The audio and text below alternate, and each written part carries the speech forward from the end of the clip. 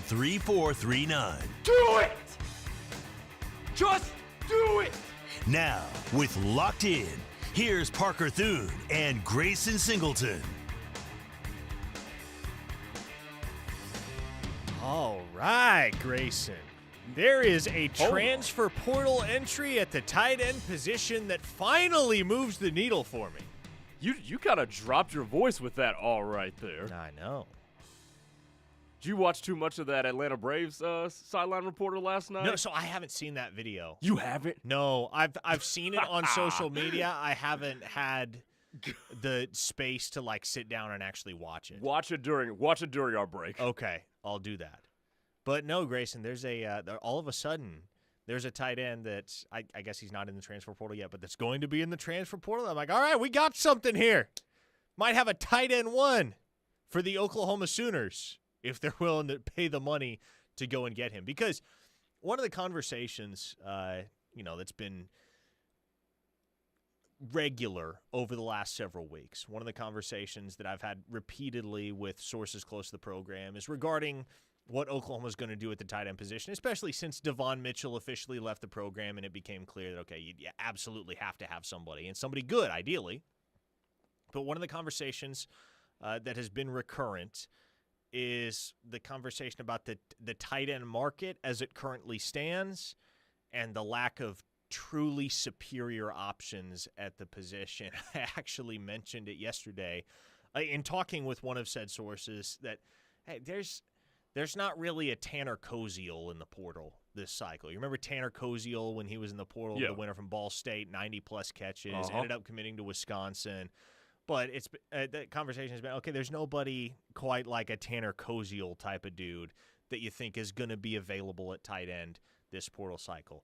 And then, all of a sudden, mid-show, mid-segment with Steely, I get a text with a link to a tweet from a Wisconsin site called Badger Notes. Apparently, Tanner Koziel's getting back in the transfer portal. Apparently, Tanner Koziel's going to be back on the market. All right, Grayson. You want to pay a premium for a tight end, that's the tight end you pay a premium for. If you're not familiar with Tanner Koziel, I guess he's been a Wisconsin Badger for 4 months now, but prior to that, he was at Ball State. His numbers from the 2024 season are pretty stupid. Ridiculous. Ridiculous. Let me read you these stats from the 2024 season. His last at Ball State. He's got 1 year of eligibility left. So this coming season will be his last at the collegiate level. But at Ball State in 2024, Tanner Koziel had 94 catches for 839 yards and 8 touchdowns. That's a tight end. He is 94 catches. He is also 6'7", 237. There is also that end of things. Yes, the size. 6'7", 237. A big boy. Big boy who can produce. Big boy who's not just a vertical, jump ball type of threat, not just a red zone type of threat, but he's a guy that's a volume receiver and has been throughout his college career. So all of a sudden, I find myself intrigued by a portal entry at tight end. The Cal tight end that everybody was buzzing about a couple days ago, Jack Endries. Yeah, I have been told Oklahoma would certainly be interested in acquiring his services, but the early buzz on that one is that he's going to be going to Indiana to reunite with his former quarterback, Fernando Mendoza, who was at Cal last season, had a pretty good year out there. And even then, Jack Endries to me isn't a dude that moves the needle a lot. He's certainly one of the better options out there, but for my money, Tanner Koziel immediately becomes the best available tight end in the transfer portal. Yeah, this one's not even close. Chris from Knoxville on the Knippelmeyer Chevrolet text line. Koziel listened to John Gruden the other day and said, "Get me the hell out of here." But what did Gruden say something about Wisconsin? He spoke at Wisconsin. Oh, he spoke at Wisconsin. Wait, you didn't see this either? No, I must have missed this also. Yeah, he spoke at their spring practice the other day. But in terms of Koziel, you and I talked a couple weeks ago, Parker. You remember this when we talked about what kind of jolt does this Oklahoma offense have going into this year? Is there something explosive about the offense heading into 2025? And the answer was maybe, kind of, sort of. This will get butts in seats. If you can bring in a tight end that caught just south of 100 passes, that is 6'7", that can move and run routes, that's appointment viewing right there. That's something that can take your offense over the top. I'm here for it.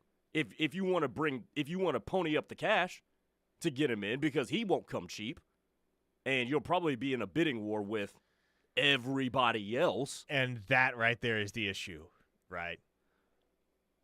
It's going to cost a lot of money to add this guy. Frisco Sooner asks, and the million-dollar question, why is he leaving Wisconsin? Was he not going to play there? Is he a problem? I would be concerned about those three questions. Yeah, I'm trying to get some more background right now. Got a few texts out to some of my connections up in Wisconsin, trying to figure out exactly what the nature of Koziel's departure from the program was and is.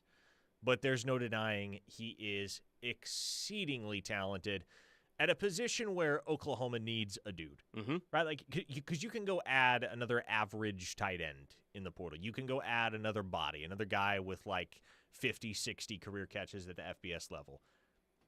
But is he going to be your best option at the position come the fall? He might. He might, but he also might not. And if he's not, what do you have?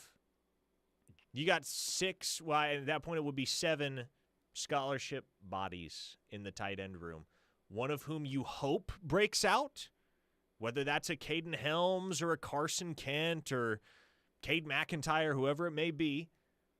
But again, it's hard to count on. It's hard to bank on a breakout season from any of those tight ends, given what we've seen, or rather what we haven't seen from them thus far in their collegiate careers. And at this point, from a financial resources standpoint and from a roster construction standpoint, it would almost behoove you, the way I think about it, is if you're just going to bring in just another dude who basically is going to be a spitting image of every other tight end you've added in the transfer portal this year, be it Carson Kent or Will Huggins, a guy that's just going to be just a dude in that room and we'll just, throw darts at a dartboard and see who's going to be tight end 1, you'd be better off just sticking with where you are in that case and using those resources to go maybe shore up another position or something. Maybe you can put that toward getting a better corner in the spring transfer portal window.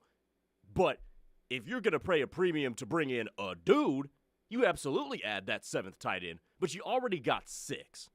I don't think there's a need to spend other resources getting a 7th dude that's going to be a replica of what you've already added. A 405 listener says, I've got so much PTSD that I expected the tight end was Bauer Sharp. Can you imagine me leading off the show with, well, folks, guess Bauer who's back? Sharp's in the transfer portal, and I'm told OU is pursuing his services. Man, why could today not have been April 1st?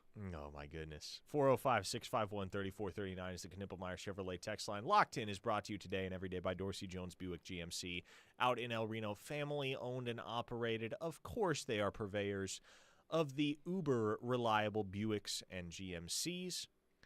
They also have fantastic service out there, great service advisors, half-price oil changes on Saturdays. So whether you're looking for a new ride or need some cleanup work done on your current ride, Dorsey Jones Buick GMC, you'll want to tap in with them out in El Reno.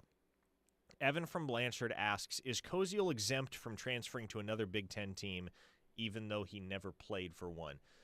So the intra-conference transfer thing, at least to my knowledge, that's just an SEC That's just an rule. SEC thing. That's yeah. just an SEC rule, not an NCAA rule. So unless the Big Ten has a similar rule, which to my knowledge they do not, yes, Tanner Koziel could transfer to another Big Ten school.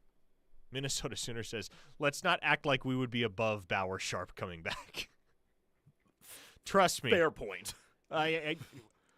If Bauer Sharp got in the transfer portal, I'm fairly certain Joe John in Oklahoma would be interested in bringing him back. That would be so, like, the second that happened, the blowback from the fan base would be akin to nothing we have seen since Jeff Lebby's hiring, probably. Or the Jeff Lebby-Art Bryles fiasco? Yeah. Yeah, that would not go over well. He would have to walk around with personal security everywhere. Chris from OK, Oklahoma says, would $1 million give you a legit shot at the Wisconsin tight end? Yes, I figure it would. I certainly figure it would. And it might not take that much. I don't know exactly what the asking price is going to be for Tanner Koziol, but $1 million should at least give you a seat at the table. So if there's any big money donor out there that's listening on these airwaves right now, and they want to get on the horn with Brent Venables and say, hey, go get Tanner Koziol, I'll give you the money. Just telling you right now, Oklahoma could very much benefit from having that guy in the locker room. I think it gives you a seat at the table. I don't think it makes you a front runner. I mean, if he can indeed go play immediately, who's a team that's put out some pretty good tight ends lately, and by the way, features them a lot? Well, there are several. Penn State comes to mind. Penn State was the first one Yep. that came to mind. Yep. Penn State, certainly. Notre Dame comes to mind. Yep. Mm-hmm. Yeah. And those two would pay – they would go well over 1.5, I think, for him. Oregon uses the tight end a lot. Georgia, Mm-hmm. who had a down year at tight end this year. But Georgia's also got depth at tight end. That is also They've good. got a That is also a good lot point. of very, very talented dudes in that tight end room. They don't need a transfer of that ilk.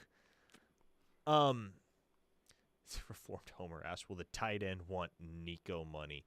It is hilarious right now tracking the Nico saga. I saw the recent especially stuff. because a lot of the reporting is coming from Pete Nakos, who, of course, is the guy that the Iamaleava dad and the handler tried to bury. And now he's the one reporting, like, yeah, Tulane's no longer interested in Nico Iamaleava. And I'm sitting back going, this is amazing.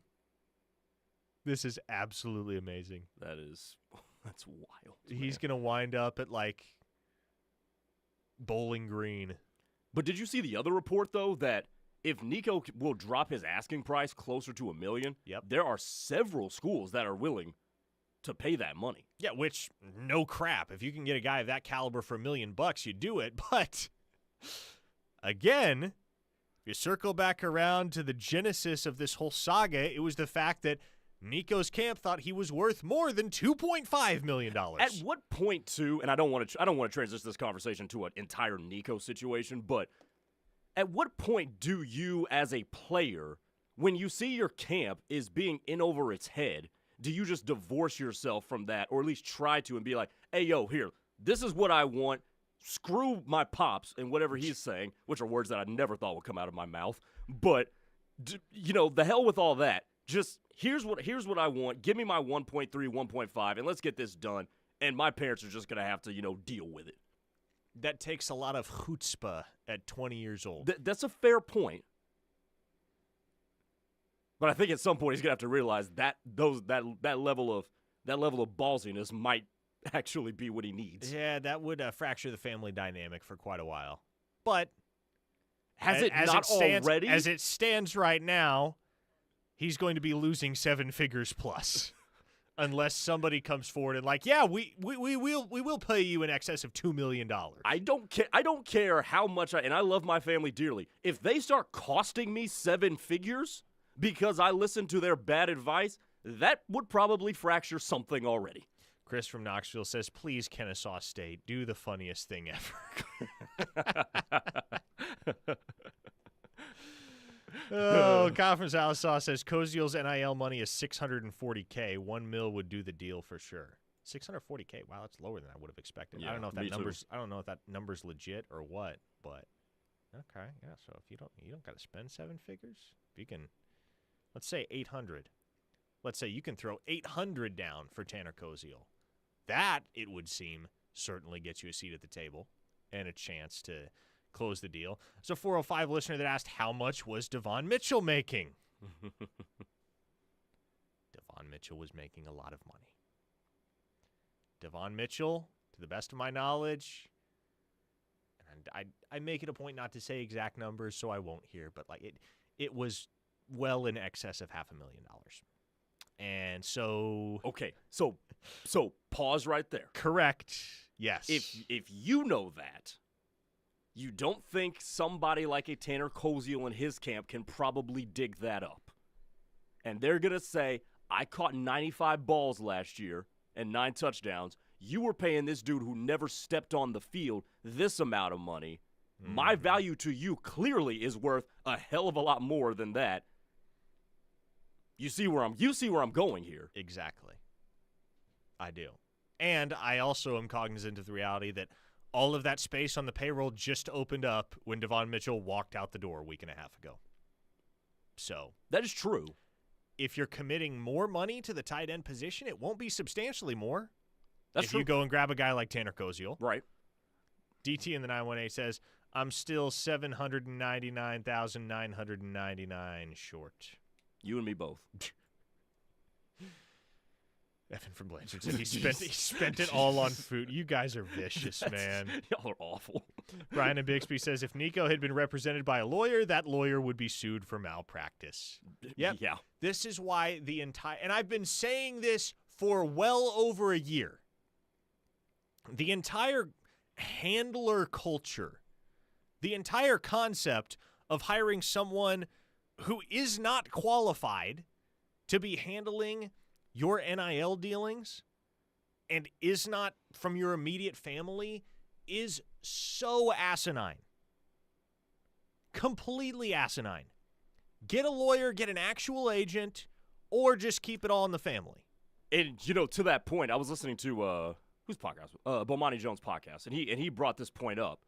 There's not enough good agents out there to cover all of the NFL players. Mm-hmm. But let's just play in a hypothetical world that there is just enough good agents to cover the NFL. Now you add college, 85 scholarship players, let's just say times 16 teams in each conference. Mm-hmm. So there's four Power Four conferences times 16 teams, whatever that is, multiply that times 85. And you see where this problem could have come up years ago. It just stinks that obviously it was going to come to a head. It has now come to head last weekend, and it stinks that Nico Iamaleava is going to be the proverbial poster child for this problem. Yeah, exactly, because now he looks like the villain. Right. And he's not the villain. When clearly the villain is all the adults in the room. Mm-hmm. This is an issue with the adults. Yes. And adults taking advantage of kids and treating them as assets rather than as human beings. Okay, people asking about Jaden Ott on the Knippelmeyer Chevrolet text line. Let's talk about Jaden Ott. On the other side, does Oklahoma have a bell cow running back lined up in the transfer portal? We'll break it all down on the other side. Keep firing away on the Knippelmeyer Chevrolet text line, 405-651-3439. Keep it right here on the Ref, the home of Sooner fans. Hi, folks. This is Larry Knippelmeyer here at Knippelmeyer Chevrolet in Blanchard, USA. Conveniently located just 15 minutes south of Oklahoma City and 10 minutes west of Norman. With all the talk of inflation, market crashes, and tariffs, it's no wonder we're all afraid to make that new vehicle purchase. Now, with that being said, there will probably never be a better time to purchase your new Chevrolet at Knippelmeyer Chevrolet. No price increase or tariffs on our huge selection of in-stock vehicles. Pickups, SUVs, cars, and even Corvettes, all marked down and ready to sell. Interest rates are good, used vehicle trade-ins are high, and rebates and incentives are back on most new Chevrolets. So hop in that old vehicle and come see us at Knippelmeyer Chevrolet in Blanchard, where nobody beats our deal. Or give us a call at 405-485-3333, or catch us on the web at knippelmeyer.com. Chevrolet, together let's drive. Do you like to stand out in a crowd while wearing the best in OU apparel? The Jimmy Austin Pro Shop carries the best brands you can wear to work or even dress up events. Lines such as Lululemon, Travis Mathew, FootJoy, Greg Norman, Grayson, or Turtleson with the OU and Jimmy Austin logo are sure to catch everyone's eye. You don't have to be a golfer to shop at Jimmy Austin. They also do corporate special orders for you and your company. Call them today, 405-325-6716, or visit theougolfclub.com for more information. The Ref is the home of Sooner fans and is once again your home for chaos. Every game-changing hit. Long fly ball to left. Track. Whoa. Gone. Every strikeout. Got him. Swinging. Every defensive gem. He caught it. He caught it. Yes, every game, all year, the Ref has you covered. Catch Sooner baseball tonight for Bedlam action in Stillwater at 6 o'clock with pregame coverage starting at 5:30 on the Ref and worldwide on the KREF app. For 3 generations, the John M. Ireland and Son Funeral Home and Chapel in Morris continued to serve the community by giving back to local schools, charitable organizations, and first responders. We provide pre-planning for funerals and cremation services at the most reasonable prices. We are proud to be a family-owned and operated funeral home. Award-winning funeral home year after year, our family believes in serving the people of our community. I'm John Ireland. And I'm Solon Daniels. You've got our word on it. Hi, Josh Helmer here from my friends at Auto Image USA in Norman, where they have everything you need to upgrade your ride. At Auto Image USA, they have so many services for you like paint correction, window tint, paint protection film, or maybe you want that boat, RV, or car looking brand new in the interior again with the top-of-the-line detailing. Plus, you can get their Enviro Shield paint and interior fabric protection backed by their 3 or 5-year warranty. Call them today, 405-321-4444. They are the best. Check them out. Exciting news for car buyers in Norman and surrounding areas. Sooner Kia of Norman is under new management with new construction coming soon. At Sooner Kia, they believe that every customer deserves excellent service and expert knowledge about their incredible Kia models. Whether you're interested in the sleek K5, the versatile Sportage, or the eco-friendly EV9 or EV6, they've got you covered. Join the Sooner Kia family today and discover how they're making car buying in Norman and OKC easier and more enjoyable than ever. Visit SoonerKia.com, where great deals and exceptional service meet. They say if you don't like the weather in Oklahoma, wait 5 minutes and check it again. Nope, not there yet. Ah, that's more like it. Being comfortable is important, and if it's -5 degrees or 100 degrees, Norman Air has you covered. Our impeccable quality and unbeatable service is what sets us apart from our competitors. It's just part of our mission to keep Oklahoma comfortable. Visit normanair.com for all your heating, air, plumbing, and electrical needs. Norman Air, service to the max.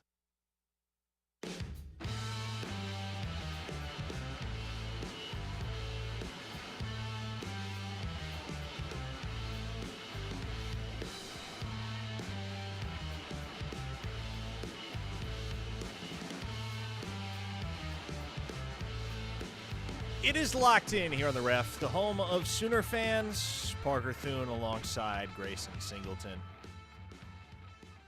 I tell you, I can make Moneyball references till the cows come home, as Grayson found out during the break as he was explaining illustrating the whole sideline reporter. Baseball side. Can you call it a sideline reporter? That's a good baseball? question, actually. Field reporter? I don't know. But I guess there was this reporter at the Blue Jays-Braves game the other night that managed to get a girl's number while he was interviewing. Like, I don't know why you're doing man-on-the-street interviews in the luxury boxes, but I also don't understand watching it through. If you watch the video, he just asks a standard, like, man-on-the-street question to these two girls that are sitting up in the luxury boxes watching a baseball game. And then some ribbing from the play-by-play and color announcer prompts him to get his phone out and ask for the girl's number. And there are people that are mad about it on Twitter. A lot of it is like women who are like, well, if I did this, my career would have been over. Yeah, okay, ifs and buts, hypotheticals. Like, I just watched the whole minute and 15 seconds of it. I'm like, man, that's actually really funny. I'm saying, it's funny. It's innocent enough. It's humorous. It's good TV. It's good TV. There's nothing malicious.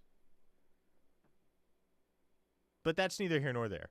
What the people want to talk about is Jaden Ott. So let's talk about Jaden Ott. Grayson, I mentioned it yesterday. I may also have mentioned it last week, as a matter of fact. This has been in the works a while.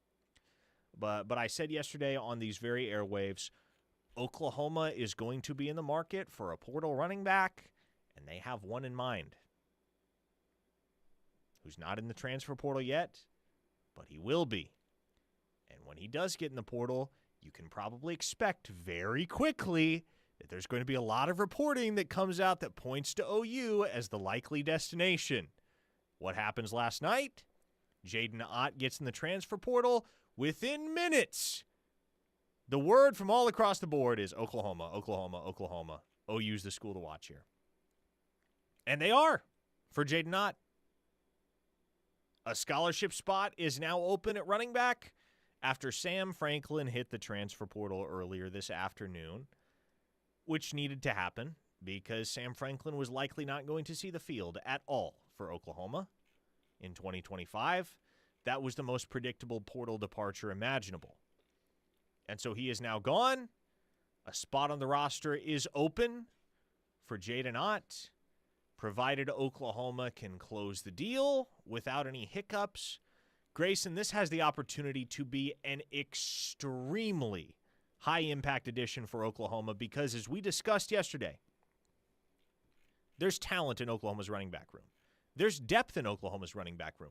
There's a lot to like about some of the individuals in Oklahoma's running back room, but you have not seen enough to trust any of them. Nope. You cannot trust Javonte Barnes, though you would like to. You cannot trust Gavin Sawchuk, though you would like to. You certainly cannot trust Taylor Tatum, though you would like to. And you cannot trust Xavier Robinson yet because although he came on strong down the stretch, it was a 3-game stretch where Xavier Robinson ran the ball effectively for Oklahoma at the tail end of the season. 3 games, it's not a lot, man. We saw Gavin Sawchuk have 5 great games at the end of the 2023 campaign, and that didn't amount to much of anything in the long run. So, Jaden Ott, if you rewind to the 2023 season, he battled an injury throughout 2024 that limited his ability, limited his statistical production, and certainly inhibited his yards per carry average. But if you go back to 2023, this is a young man that at the University of California, Berkeley, mind you, not what you would consider to be an offensive powerhouse of a program. This young man rushed for 1,305 yards and 12 touchdowns, averaging 5.3 yards per carry in the process. That will do, Mr. Singleton. That will do. And there's your lightning in a bottle potential with the offense. I said it could happen with this tight end, Tanner Koziel, if he comes in. This is your real catalyst to have an explosive offense if you're able to reel in Jaden Ott. Now, here's the thing, and I had to figure out, I was like, why is there this statistical dip? But he played 10 games last year. So I found the same things you just eloquently articulated. He injured his ankle in the season opener last year and kept playing on it, and which dropped his yards per carry average to 3.3 this year. And the reason I bring that up is if this goes really, really good, Lord God Almighty, watch out everybody else in the SEC because him in this backfield is awesome. If it doesn't go really, really good, you have a spitting image of Gavin Sawchuk and Javonte Barnes. Really, really good and dealing with lingering injuries. So he hasn't been right in over a year. Hopefully he's used the offseason and the spring to get himself completely back to health. But there is a warning sign here. But if you ring this in, I think you've got a very versatile piece. I think you've got a guy who can just take the top off the defense. So I'd say go for it. And it is worth noting that when you look at the arc of Jaden Ott's career, 2023 is not the aberration. 2024 is the aberration. Right. In his career up until that point, Jaden Ott's career yards per carry average before 2024 when he dealt with the injury was 5.3. Same figure that it was in 2023. It was not just his yards per carry in 2023. It was his yards per carry over his entire collegiate career to that point. So this is a guy that can eat him up on the field when healthy. He was not healthy in 2024. You have the expectation that he will be healthy in 2025. There's no reason not to think that would not be the case. Doug in Norman on the text line. I hope he missed our segment earlier with Brody. Doug's not a Brody guy. But Doug has chimed in and asked, please explain how/why this Ott situation is not tampering by OU. Doug, I'm not going to try to attempt to explain how and why the Ott situation is not tampering by OU because I think we all can recognize the fact that I was talking about it before Jaden Ott was in the transfer portal indicates that, yes, there's been some behind-the-scenes groundwork done on this whole deal by Oklahoma, and guess what? Who cares? It's not illegal anymore. It's not. Do you remember the Nico lawsuit? The Nico lawsuit, the outcome therein basically stipulated that tampering is perfectly legal.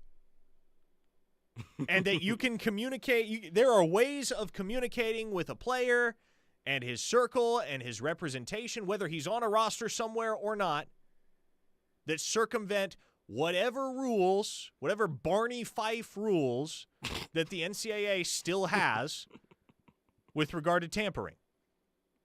And so am I going to attempt to explain to you why this isn't tampering on OU's part? No, I will not. I absolutely will not. I think everybody has the same suspicion when within 15 minutes of the announcement that Ott is entering the transfer portal, basically everybody in the industry is saying OU's the spot. Now, is it 100% certainty that this gets done? Not necessarily. You never want to count your chickens before they're hatched, excuse me. I was told Georgia has inquired about Jaden Ott, and there will certainly be others. How often do you see a running back that's a year removed from a 1,300-yard campaign at the P4 level in the transfer portal? So, Oklahoma's got to go close the deal now. But I will say this, Doug, and everyone else for that matter, I'll go back to a point that I hashed out yesterday on these airwaves. This is why you hire Jim Nagy. Because you don't have to actively tamper. Not that, that you're... not that not tampering somehow gives you some sort of moral superiority over the rest of the crowd. If Oklahoma was blatantly tampering all over the place, they wouldn't be all that different from any other P4 school right now. But the method by which Oklahoma has the backdoor conversations, backroom conversations with representation is going to be markedly different because generally it's the schools and it's the staffs that have to go seek out these conversations. That's not the case for Jim Nagy at Oklahoma because Jim Nagy knows everyone in the agent community. If an agent has a player that's worth a lick that's getting in the transfer portal, Jim Nagy's going to know about it because that agent is going to inform Jim Nagy proactively. Oh, that guy I know from the Senior Bowl is the GM at Oklahoma now? Man, I got a guy. This is an Oklahoma caliber dude. I better get him in front of Nagy. I mean, it's that type of dynamic. I mean, Topher B on the YouTube chat. If you aren't tampering, you aren't trying. And then Brian and Bixby hilariously puts, it's not tampering if you don't believe it's tampering. Doug followed up and said, did not miss the Brody interview. You know how I feel about his alleged expertise. You hired him. It's your credibility that is now laughable. Good Lord. Okay, Doug. I would encourage you, if you're not already, Doug, go subscribe at OUinsider.com because then you can see how far ahead Brody is of literally everyone that covers OU basketball when it comes to anything and everything surrounding the program. It's genuinely not close between him and everybody else that covers OU basketball. He's elite at it. Don't you? That's why I hired him. But go ahead. John and Blanchard says, I missed Brody's interview. What's going on with the B-ball portal? Yeah, you can listen to it in its entirety on whatever podcast platform you listen via. He was on with Steely and I in the second segment of Steelman and Thune at noon today. So check that out. It's up on all podcast platforms right now. If you missed the interview with Brody, it's going to be about 15 minutes into the show. Brian from Maryland says, hashtag Parker Truth. That's right, Brian. I try to tell the truth and only the truth and nothing but the truth. Realtor Chris asks, why is OU the favorite for Ott? I have not been plugged in for a little while. I mean, why is OU the favorite for Ott? Because they like him, they want to acquire his services, and there were some conversations happening in that direction even before he hit the transfer portal, as I've come to understand it. So, again, we go back to the conversation surrounding the running back room as a whole. Not a lot of clearly and objectively quantifiable commodities in that group. And so if you can go get a guy like Jaden Ott that stabilizes that room and gives you somebody that you know is going to produce, is going to go out there and run wild in an Oklahoma uniform, you go do it. Especially if all it costs you is Sam Franklin. If you can exchange Sam Franklin for Jaden Ott, I feel like show me a program that isn't making that trade. Josh in Tulsa. Parker and Grayson, does Jaden Ott kind of remind you of a poor man's Joe Mixon? Skill set wise, catch the ball in the backfield, physical between the tackles, etc. He's very versatile. Yeah. Good runner, good pass catcher, good returner. Body type kind of reminds me more of Eric Gray, in a way. He's bigger than Eric Gray. He's bigger than Eric Gray. He's bigger than Eric Gray. But he's kind of, I believe he's listed at 6 feet, 210 pounds. So not a small back, not a scat back by any means. No. A guy that can run with some authority, but he's got breakaway speed. He's got elusiveness in the open field. A very complete back. When was the last time Oklahoma had a back that complete? You probably go back to Eric Gray in 2022. I mean, don't get me wrong. I think Javonte Barnes and Gavin Sawchuk both have that ability, both have that potential, but we just haven't seen it to this point. So last time Oklahoma had a complete back that was playing at an elite level, 2022, Eric Gray. A 405 listener has beef with Doug. Doug, you just suck! Damned if we don't tamper, damned if we do. You'd complain either way because you just suck. Yeah, again. Everybody's doing it. And if you're not doing it, well, you're not doing your job. Because once again, what we have learned over the years, especially with the outcome of the Nico lawsuit in 2024, is that it's genuinely not even illegal anymore. Not even punishable by the NCAA. Even if they wanted to do something, they couldn't. Hawaiian Sooner asked, does Ott have a little wiggle to him? Yes. Yes, he does. He's got more than a little wiggle. Hawaiian Sooner's previous text. Doug needs to chill. See Gunny. Yes, Gunny. Hey, Gunny. We're gonna have to hook you up with Doug. Gunny, we got a protege for you, homie. Would signing Ott run off Barnes and Sawchuk, asks a listener in the 405. If so, we'll need to sign another portal running back, or we'll be thin at a position you need a lot of guys at. I haven't gotten the sense that Javonte Barnes and or Gavin Sawchuk is going to pack up and leave if Jaden Ott comes to town, if and when Jaden Ott comes to town. But, you know, the whole Jaden Ott flirtation with Oklahoma has only been out there in the public eye for like 18 hours. So who knows? That's something that obviously we will track and stay on top of in the days ahead. If OU gets Jaden Ott, what kind of a ripple effect does that have on the rest of the running back room? I mean, regardless of whether or not it had surfaced that Oklahoma would be pursuing Jaden Ott, Sam Franklin was getting in the portal anyway. And that wasn't his choice. So, there you go. All right, folks. The Knippelmeyer Chevrolet text line, 405-651-3439, is where so many of you have already chimed in with questions, comments, and concerns. Please continue doing so. When we return, getting real close to decision time for Stanford transfer offensive lineman Jake Michaela. Where does that one stand? We'll get into that and more on the other side. Keep it here on The Ref, the home of Sooner fans. This is Sooner linebacker Kobe McKenzie, and you're listening to The Ref, home of the Sooner fans. For the professional, it's not enough to just possess knowledge. That's why at GMC, we seek to refine it, to wield its power, to redefine its boundaries, while pushing the limits. And we put this knowledge to the test in every GMC Sierra by engineering each one to outperform your expectations. So you know you're getting precision and durability when you need it most. And that's what makes the GMC Sierra the truck worth knowing. We are professional grade. See your Oklahoma GMC dealers. Hi Norman, it's DJ Newsom with Alliance Bank, your community-driven, friendly neighborhood bank. Whether you're a budding entrepreneur, lead a nonprofit organization, or just someone seeking a better banking experience, we've got you covered. From business to personal banking, we tailor our services to suit everyone's needs. We believe in making banking easy and enjoyable. Visit our Norman location or call us today at 405-286-5750. Alliance Bank, banking tailored to your needs. Member FDIC. When you're high, you feel different. You think different, you talk different, you draw different, you listen to music different, but you probably knew that. Problem is, you also drive different, and not in a good way.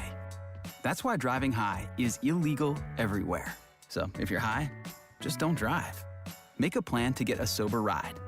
Because if you feel different, you drive different. Brought to you by NHTSA and the Ad Council. For decades, Moore Norman Tech has been training skilled and dedicated individuals, giving clear career paths to hundreds of graduates a year. These passionate individuals are the heartbeat of the Oklahoma workforce, serving thousands of companies that fuel this state's economy. Individuals like you. Here's to the next generation of entrepreneurs, craftsmen, and go-getters who will shape the future of this state. Oklahoma is powered by Career Tech.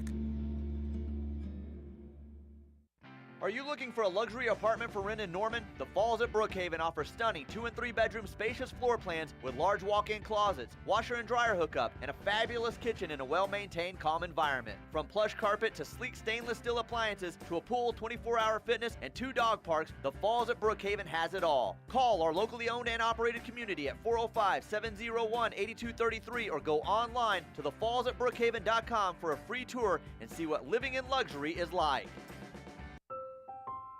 What would it take for my child to only miss half a day of school for treatment? What would it take to fund a cure for childhood cancer? It would take all of us to come together to support the research. Research to discover more effective treatments for the 1 in 285 children in the U.S. who will be diagnosed with cancer. Children's Cancer Research Fund is a national nonprofit dedicated to ending childhood cancer. Join us. Go to childrenscancer.org today. Hey drivers, it's Ryan Blaney, your 2023 NASCAR Cup Series champion and driver of the number 12 Discount Tire Ford Mustang. Do you know one of the most important things that helps keep my car going on the track? Tire pressure. Keeping your tires properly inflated is crucial for safe stopping power and better gas mileage. Check your tire pressure at least once a month or stop by a local tire retailer for an air check. A message from the U.S. Tire Manufacturers Association. Wounded Warrior Project helps post 9/11 veterans and their families realize what's possible. With support and resources that bring warriors together and empower them to become stronger, both inside and out. It's possible to begin healing, to get the help you need, to find peace. And as each warrior's needs evolve, so do we. Because these last 20 years are just the beginning. Learn more at woundedwarriorproject.org/possible.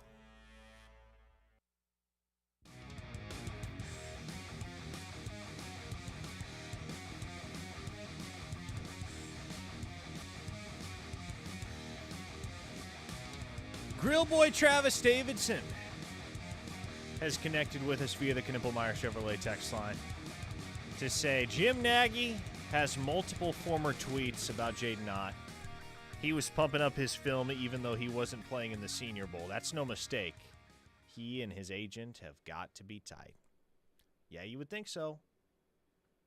Which certainly makes it a lot easier to understand why immediately upon Jaden Ott's entry into the NCAA transfer portal, it was Oklahoma that emerged as the likely landing spot for Ott, although we'll see if the Sooners can close the deal.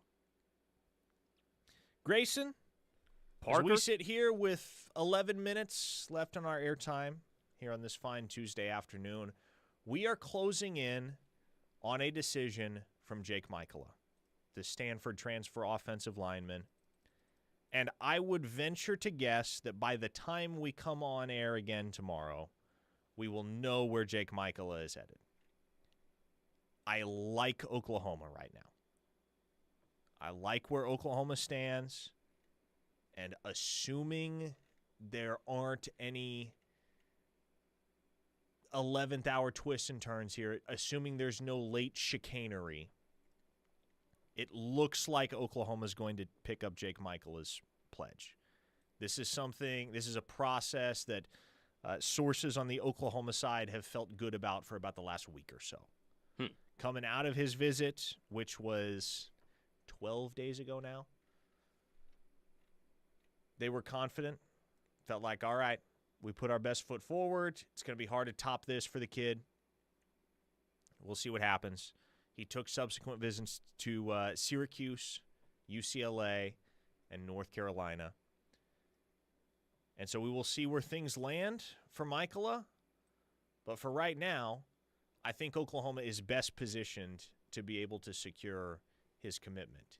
If that happens, how much better do you feel about the offensive line picture for the Sooners heading into the 2025 season? I mean, it moves it from a half point to a full point better. The reality of the situation is he's experienced. He's going to provide depth, so that's a really good thing.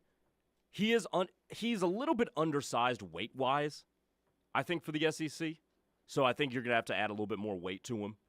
But all in all, experience, depth, especially at those interior positions where he can play guard or center, I think is going to prove valuable. So his addition would make an impact. Does it substantially move the needle for me? Not really. But it would be a welcome addition to the offensive line room.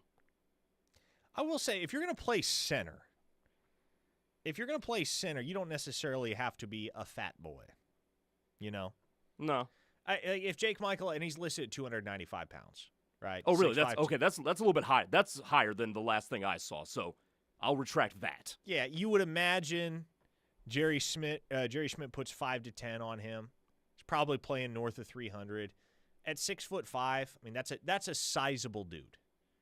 You know, it's a different body type, certainly, than a guy like Fabechi Wiwu, who's 6'3" and in the neighborhood of 335. Those types of guys you typically see playing guard. But as long as you're 300 plus at center, you're going to be just fine. Michael has got the experience. He's got the polish. I genuinely think if Oklahoma can close the deal, then, man, he could put some heat on Troy Everett for that starting job. It's very much within the realm of possibility. And he offers you flexibility because he's played both guard spots. He can play left guard. He can play right guard. Those battles for starting jobs, man, they're going to be interesting. They're going to be really, really interesting because you have two solid incumbents in Heath Ozida and Fabechi Wiwu. But then you got Eddie Pierre-Louis sitting there. Right. And you're only keeping him off the field for so long. I mean, he's going to break through at a certain point. And once he does break through, he's not moving. It's not like somebody is usurping the job from that guy. Right. So Eddie Pierre-Louis' ascension is only a matter of time. And now you throw Michaela into the mix. Jake Taylor is somebody that has played guard in the past and that probably, you know, if he's ever going to play at Oklahoma, it's probably going to have to be at guard at this point. Ryan Foje had a really, really strong spring at guard for OU.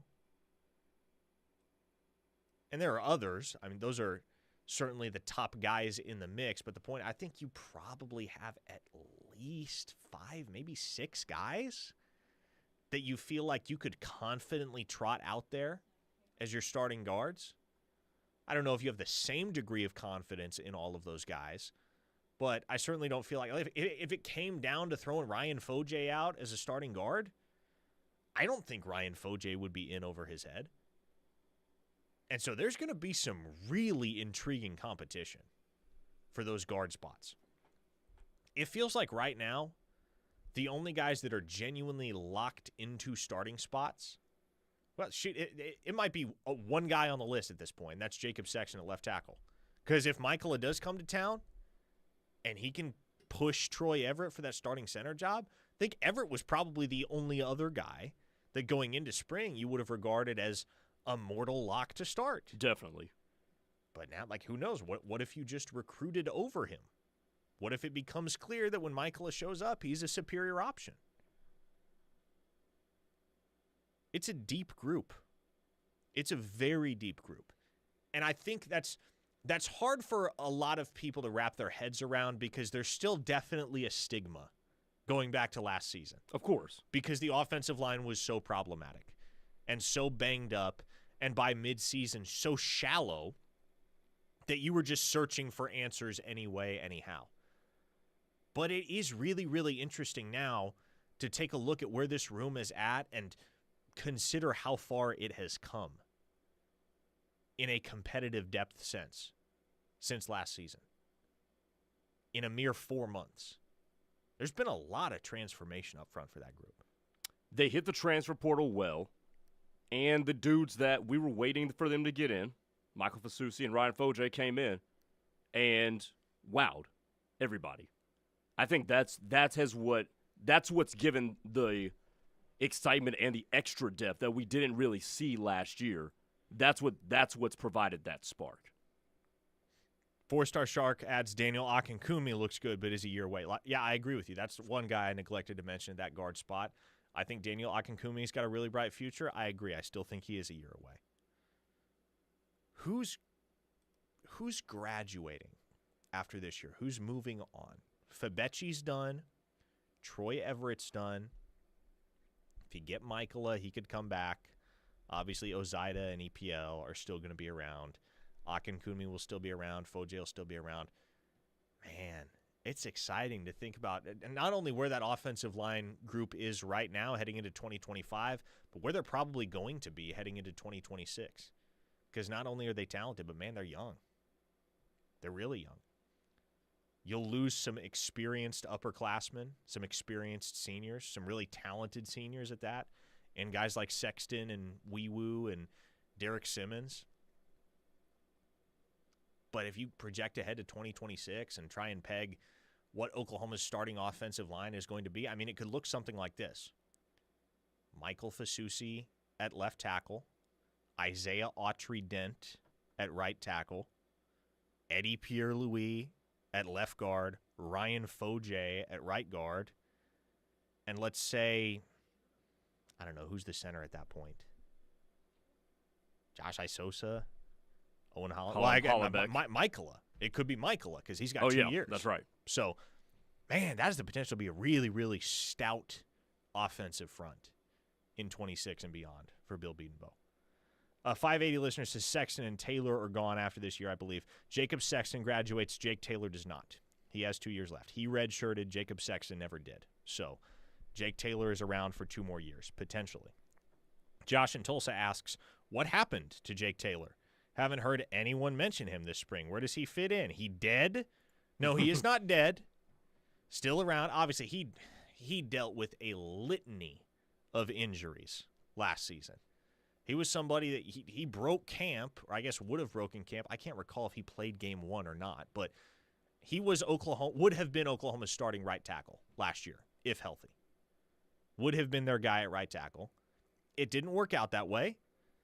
And now here in 2025, Oklahoma brought in Derek Simmons to solidify that right tackle spot. And it seems like Isaiah Autry-Dent, much like Eddie Pierre-Louis, is going to be kind of undeniable at a certain point. So it goes back to something I mentioned a couple minutes ago in that whole conversation, which is that I think if Jake Taylor is going to see the field at some point at Oklahoma, it feels like it almost has to be at guard. Oh, yeah. Yeah, I mean, there's no way around that, especially what you bring up with Isaiah Autry-Dent. This guy's coming. And God forbid Oklahoma reel in another tackle that lives up to that standard as well. You could potentially see Jake Taylor even buried even more. Oh, no. Oh, I'm about to have to pass along some unfortunate news to one of our listeners up in Kansas who asks, Eugene Brooks? Heard a lot about him when he came in. Oh. I regret to inform you that for the last 4 months, sir, Eugene Brooks has been enrolled at the University of California at Los Angeles. He left Oklahoma in December, transferred to UCLA. That's where he's been. That experiment was going nowhere fast when he was at Oklahoma. Weight was an issue. Work ethic was an issue. It just became very apparent at the end of the 2024 season that B.J. Brooks was way behind where he needed to be if at any point he was going to seriously contend for a starting job at Oklahoma. So they waved goodbye to him, and as we mentioned, a lot of really talented guards in the mix at Oklahoma, such that you probably won't be missing B.J. Brooks anytime soon. All right, folks, we're done here on Locked In. At least for today. We'll run it all back with you tomorrow, same time, same place, here on the Ref, the home of Sooner fans. Don't go anywhere, because coming up next, Teddy Lehman and Machine Gun McComas take over for 3 hours of The Rush on the Ref Sports Radio Network. We'll see you tomorrow, everybody. Take it easy.